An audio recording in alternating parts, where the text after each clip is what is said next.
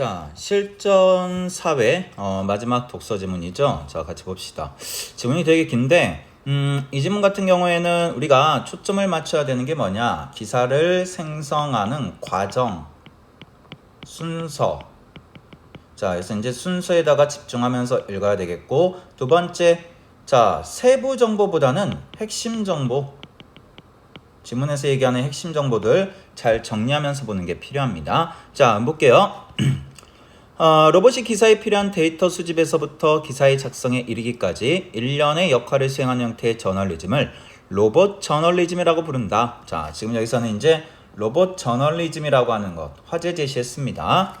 로봇 저널리즘에서 로봇은 사람을 닮은 휴머노이드 로봇을 뜻하는 것이 아니라 데이터를 처리하고 분석하여 그를 자동으로 생성하도록 짜인 컴퓨터의 소프트웨어를 말한다.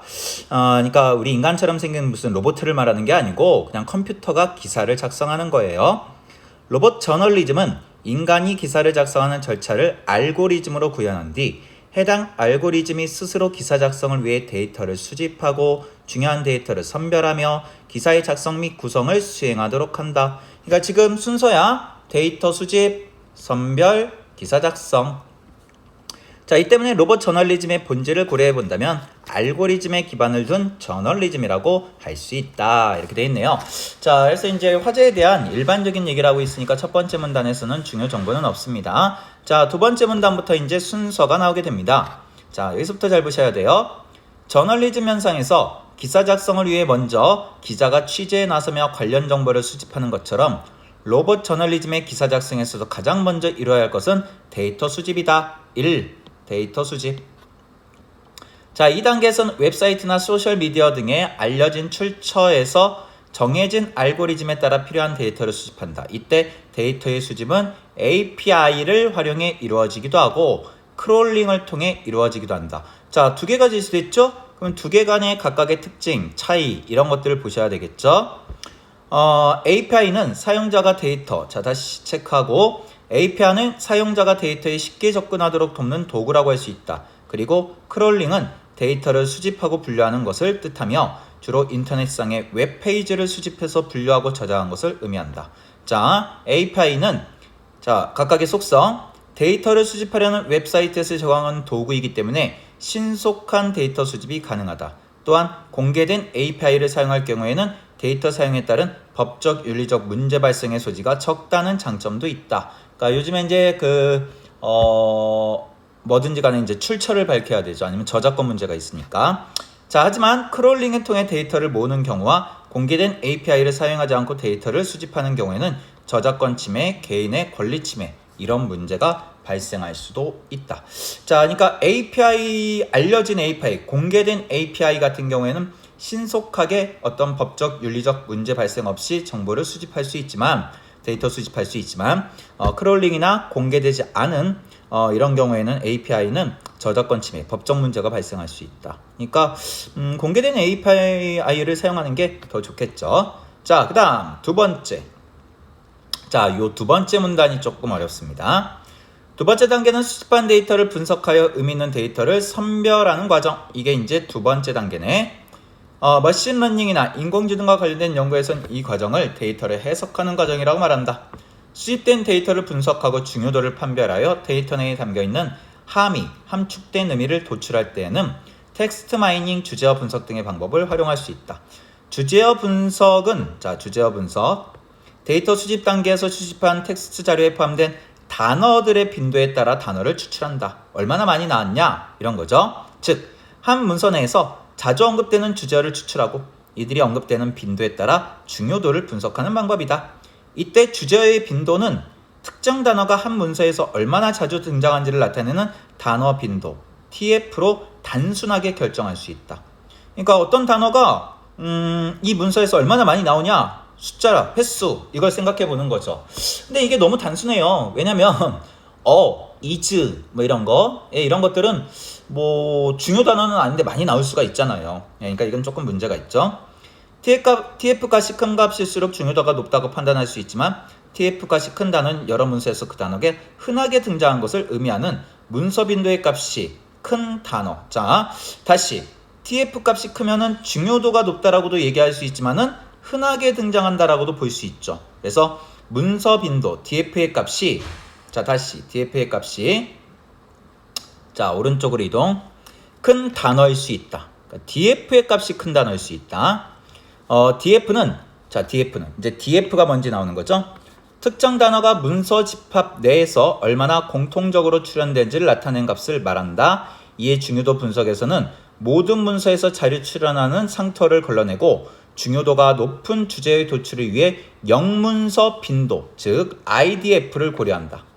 자, IDF는 다시 우리가 지금 TF는 그냥 한 문서에서 얼마나 많이 나오느냐 이런 거고 DF 값은 특정 단어가 문서 집합 내에서 얼마나 공통적으로 출현되는가, 문서 집합 내에서 얼마나 공통적으로 출현되는가 이걸 얘기하는 거예요. 자, 개념을 정확히 잡으세요. TF는 한 문서에서 이 단어가 얼마나 자주 나오느냐, DF는 문서 집합 내에서, 문서 전체에서 얼마나 공통적으로 출현되느냐 이걸 말하는 거고, 자 그러면 이제 그걸 걸러내기 위해서 IDF를 고려하죠. IDF는 DF 값의 역수로 문서 집합에 포함된 전체 문서의 수를 특정 단어를 포함한 문서의 수로 나눈 값이다. 그러니까 전체를 포함한 단어 문서 수로 나눈 값이에요. IDF가 작은 단어는 전체 문서에서 많이 사용되는 보편적인 단어일 가능성이 높으며 IDF가 작다, 보편적이다. 반대로 IDF가 큰 단어는 소수의 문서에서 집중적으로 나타나 해당 문서에서 중요하게 사용된 가능성이 높다. 중요하게 사용된 거다. 그러니까 IDF가 클 때 중요 단어 이렇게 볼 수 있다는 거죠. 이러한 주제와 분석 방법을 활용하여 의미 있는 기사를 자동으로 생산하는 연구는 현재 인공지능 기술 분야에 활발히 이루어지고 있다. 하지만 현재 로봇 저널리즘은 기술적 한계로 데이터를 해석하는 규칙 부여가 상대적으로 쉬운 스포츠, 주가, 기상 예보 이런 데이터 분석에 그치고 있다. 자, 지금 세 번째 문단에서, 그러니까 두 번째 과정이죠. 데이터 선별하는 과정에서는 여러분들이 꼭 확인해야 되는 게 TF 값이 뭔지, DF 값이 뭔지, 그 다음에 IDF 값이 뭔지, 요 세 가지 요 개념들을 좀 잘 잡는 게 핵심 정보라고 볼 수 있고요. 당연히 이런 이제 개념들이 나왔을 때는 이것과 연관한 문제들이 출제되는 건 당연한 거예요. 예, 이거를 우리가 회피하거나 도망치려고 하지 말고 이건 너무 당연한 거다, 이거에 대해서 물어볼 거다, 그러니 읽어나갈 때 이것에 대한 개념을 내가 확실하게 이해하고 잡아나가는 거는 기본적인 거다, 이런 생각을 해주는 게 오히려 문제 풀이 과정에서 좀 쉽게 접근할 수 있을 거예요. 그래서 어렵다고 피하려고 하지 마시고 접근을 해줘야죠. 자, 그 다음 네 번째 문단 마지막 단계는 수집한 데이터에서 추출한 내용을 바탕으로 로봇 저널리즘이 자동으로 기사를 생산하는, 자 이게 이제 세 번째 과정이죠. 기사 생성 알고리즘은 기존 기사들의 패턴을 분석하여 미리 만든 정형화된 논리 구조의 새로운 데이터를 입력해서 기사를 생산하는 것이 기본적인 거다. 그러니까 이미 만들어진 어떤 그 패턴의 기사가 있겠죠? 거기에다가 이제 새로운 내용만 집어넣는 거야. 즉, 현재 수준에서 로봇 저널리즘을 통한 기사의 생성은 창조적이고 독창적인 작업이 아닌 기존 기사의 형식 구조를 모방해서 새로운 정보를 제시하는 과정이다. 예를 들어 스포츠 기사의 경우 기존 기사들의 패턴 분석을 통해 누가 몇루 주자를 불러들인 안타를 쳐서 몇 점을 냈다라는 문장을 만들어 둔다면 추출된 데이터를 활용하여 빈칸을 채울 수 있다. 예문의 경우는 안타를 친 경우의 예시고 홈런과 같은 경우의 문장 또한 별도로 만들어야 한다. 이 같은 이유에서 지금까지의 로봇 저널리즘의 경우 형식 구조를 모방하기 어려운 예측 불가능한 사건, 이슈 발생과 관련한 기사를 작성하기에는 한계가 있다. 그러니까 형식 구조를 모방하기 어려운 막 예측 불가능한 어떤 사건 사고 같은 게 있을 수 있잖아요. 예, 막 갑자기 막 이상한 일이 일어나는 거, 이런 것들은 기사로 작성하기 힘들다, 이런 얘기죠. 자, 그럼 이제 로봇 기사 저널리즘의 의 앞으로 어떻게 될 것인가? 마지막 문단. 자, 로봇 저널리즘은 전적으로 데이터에 기반하여 기자 개인의 주관적 의견이 배제된 기사를 작성한다. 특히 짧은 시간에 많은 데이터를 종합적으로 분석하여 정확히 기사를 작성할 수 있다는 점에서 인간의 기사 작성보다 뛰어난 효율성을 보여준다. 그러니까 확실히 빠르게 할 수 있다는 장점은 있겠죠. 또한 로봇 저널리즘은 새로운 가치를 창출할 수 있는데 그 중에 하나가 개인화다.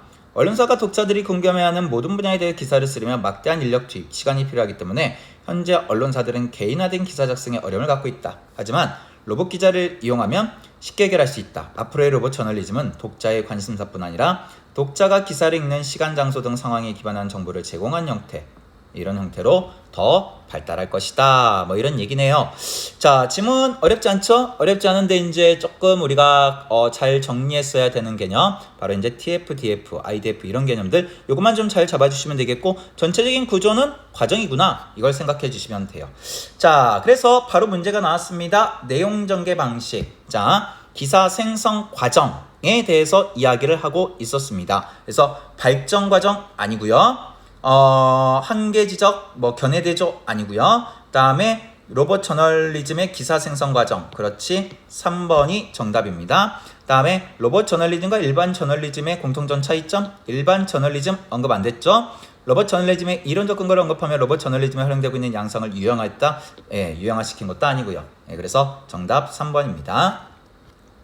자, 26번. 윗글에서 알 수 있는 내용으로 적절하지 않은 것. 로봇 저널리즘의 데이터는 인터넷상의 웹페이지를 크롤링하여 수집할 수도 있죠. 예, 그래서 크롤링하는 방법도 있고 API 방식도 있습니다. API를 사용하면 데이터에 손쉽게 접근하는 것이 가능하지만 데이터 수집에 많은 시간이 소요된다. 어이, 틀렸죠. 신속하다라는 장점이 있었어요. 그리고 법적 문제도 없었고. 그러니까 2번 잘못됐네요. 현재 로봇 저널리즘은 데이터를 해석하는 규칙 부여가 상대적으로 용이한 쉬운 분야, 이런 부분만 다루죠. 주제와 분석어 방법을 활용하여 기사를 자동으로 생성하는 연구는 인공지능 기술 분야에서 활발히 진행되고 있고요. 로봇 저널리즘은 인간이 기사를 작성한 절차를 알고리즘으로 구현한 소프트웨어를 통해서, 그렇지, 예, 로봇가 아니라고 했습니다. 자, 그래서 정답 2번. 자, 그 다음에 여기가 아니죠? 자, 27번. 자, 요 문제.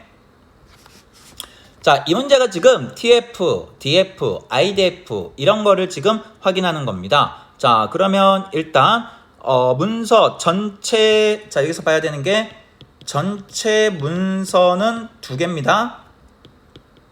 그리고 이제 가문서하고 나문서 이렇게 2개로 나누고 있어요. 가에서 카가 2번 나왔죠. 나에서는 어하고 프렌드가 2번 나와서 TF 값이 가장 크군요. 자, 그럼 봅시다. 1번. 문서 가에서 카의 TF 값과, 자, 카의 TF 값, 자, TF 값은 2죠. 2예요. IDF 값이라고 되어 있는데, IDF는 뭐였죠? 전체 문서를 그 단어가 나온 그 문서로 나누면 되는 거였어요. 그러니까 어떻게 되는 거죠? 1분의 2. 전체 문서 수가 2개고, 다음에 카가 나온 문서는, 자, 가밖에 없어요. 그러니까 얘도 2가 돼요. 자, 우리가 이거 할 때 하나 더 잡아야 되는 게 이겁니다. 어하고 is는 지금 가에도 나왔고, 어하고 is는 나에도 나왔다. 그다음 나머지 단어들은 지금 각각의 문서에만 나와 있으니까 이거는 이제 공통된 단어는 아니구나. 요거까지는 좀 해줘야겠습니다. 이걸 하나 빼먹었네. 자, 다시 문제 들어가기 전에 전체 문서는 2개다. 가하고 나. 그 다음에 TF 값이 큰 것들은 카, 그 다음에 여기서는 어하고 프렌드. 자, 그 다음에 공통된 단어들을 좀 찾아봅시다. 가에서는 is, 나에서도 is. 이렇게 이제 2개의 공통된 단어를 찾을 수가 있었어요. 그리고 나서 이제 선지로 가서 하나씩 보는 건데, 1번은 확인해줬죠? 카의 TF 값은, 자, 2 써 있습니다. 2라고. 그 다음에 IDF 값은 우리가 계산해야 되는데, 전체 문서수 2개를 카가 나온 문서수 하나로 나누면 2가 나오는 거죠. 오케이. 자, 그 다음에 2번 볼게요. 문서 나에서 IDF의 값이 가장 작은 단어는 어와 is겠군, 이렇게 되어 있는데, 자, IDF는 어떻게 나온다고? 전체 문서의 수 2개 중에서, 자, 그 다음에 지금 어와 is 같은 경우 나에서라고 되어 있으니까 이 단어가 나온 문서 수는 지금 가에도 나왔고 나에도 나왔으니까 2개의 문서에 나왔죠. 그러니까 얘는 1이 되는 거예요. 그러니까 무슨 얘기냐? 어하고 2번 얘기는 이 얘기야. 어와 is는 두 문서에 공통으로 나온 거니까 전체 문서 2에서 이 단어들이 나온 문서의 개수 2로 나누니까 1이 된다. 근데 나머지 단어들은 어때요? 한 문서에서만 나왔으니까 IDF 값이 다 몇이겠어요? 2가 나오겠죠. 뭔 소린지 알겠어요? 전체 문서의 수가 2개인데 나머지 단어들은 하나의 문서에서만 나왔으니까 그걸 나누면은 2가 나온다는 거예요. 그래서 IDF 값은 공통으로 나온 단어들이 어떻다는 거죠? 적다, 작다 이렇게 볼 수 있고, 그러니까 어나 is는 중요 단어는 아니고 어떤 단어다? 흔한 단어다. 이렇게 보시면 된다는 겁니다. 자, 3번 문서나의 어하고 프렌드. 자, 문서나의 어와 프렌드의 중요도를 TF 값으로 판단하면 2점. 어와 프렌드의 중요도는 동일하군? 그렇죠. TF 값이 둘 다 2니까 3번 괜찮네. 4번 문서가의 카와 문서가의 카, 나의 프렌드 TF 값은 자 TF 값은 모두 2였어요. 각각의 DF 값보다 작은 값을 갖는군. 이렇게 되어 있는데 자 DF 값이라는 게 뭐였죠? 자 다시 특정 단어가 문서 집합 내에서 얼마나 공통적으로 출현하는가 라고 되어 있는데 지금 카는 한 번 나왔고요.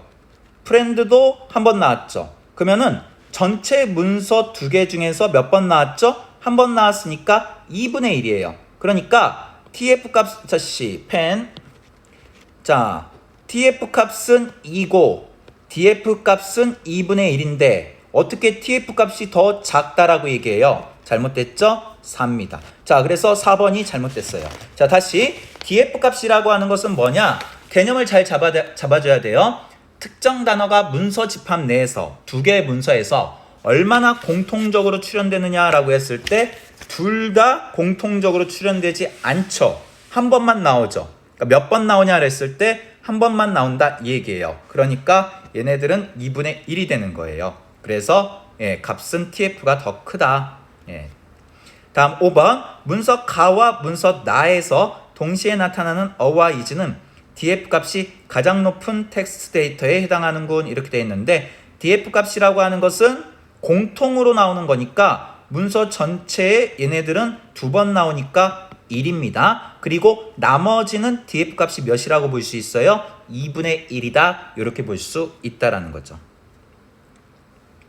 자, 됐나요? 자, 27번 문제 어렵습니다. 어려운데 각각의 개념을 좀 정확하게 이해하고 나서 접근을 하면은 괜찮아요. 그렇게 막 굉장히 막 까다롭고 이해가 못할 정도의 문제는 아니니까 다시 한번 좀 설명을 하고 헷갈리는 사람들은 DF, TF, IDF의 개념을 정확히 정리하는 것 이거를 먼저 해주시는 게 필요하겠습니다. 자, 그 다음 28번 자 문제 볼게요. 기억, 니은, 디귿을 이해한 내용으로 적절하지 않은 것. 자, 28번은 기억, 니은, 디귿이 결국 뭐에 대한 얘기냐면은 데이터를 수집하고 선별하고 기사를 생산하는 이런 과정이니까 자 볼게요. 수집 아유 너무 크다. 수집하는 단계에서는 알고리즘에 따라 기사 작성에 필요한 데이터를 수집한다. 맞고요. 선별에서는 수집한 데이터의 중요도를 판별할 수 있는 방법. 그렇지. 기사 생산을 위해서는 상황과 맥락에 따른 다양한 기사 형식을 미리 만들어두고 거기에 맞춰서 쓰는 거죠. 맞습니다. 기억과 니은에서 기존 기사들이 지닌 논리구조의 패턴을 분석하여 정형화된 기사 형식을 도출해낸다? 아니죠. 얘는 디귿 단계. 쉬운 문제네. 정답 4번. 니은 디귿을 모두 수행하도 형식구조의 모방에 어려운 예측 불가능한 사건의 기사 작성은 당연히 어려움이 있겠죠. 정답이 4번이 되겠습니다. 자, 다음 보기는 윗글 읽은 학생들이 실시한 모의 토론의 일부이다. 자, 일치하지 않는 거. 자, 봅시다. 학생 1. 로봇 저널리즘은 인간 기자의 개입 없이 로봇이 기사에 필요한 데이터 수집부터 기사의 작성에 이르기까지 모든 역할을 수행하는 저널리즘. 로봇 저널리즘의 개념이죠. 짧은 시간 동안 방대한 데이터를 모으고 분석하는데 로봇이 인간보다 더 탁월한 능력을 발휘하기 때문에 기사 작성의 효율성은 높다. 그렇죠. 신속하다는 측면. 로봇 저널리즘은 데이터에 기반하여 기사를 작성하기 때문에 기자의 주관적 의견이 개입이 최소화된 기사의 제공이 가능하다는 장점. 그렇죠. 자, 그 다음에 반대측 입론. 저는 로봇 저널리즘의 도입이 효용이 없다고 생각한다. 왜? 로봇 저널리즘을 통해 기사를 작성하기 위해서 데이터를 수집할 때 공개된 API 등을 사용하지 않는 경우에는 과도한 정보 수집이 이루어져 저작권 침해, 개인의 권리 침해 등 법적, 윤리적 문제의 발생 소지가 있다. 자, 이런 얘기 나와 있었죠? 자, 그러면 이제 마지막이 문제겠네요. 로봇 저널리즘은 기존 기사의 형식 구조를 모방한 수준의 기사를 독자들에게 제공하기 때문에 앞으로도 개별 독자의 상황과 관심사를 반영한 새로운 기사 정보를 제공하는데 적합하지 않다. 앞으로는 아니죠.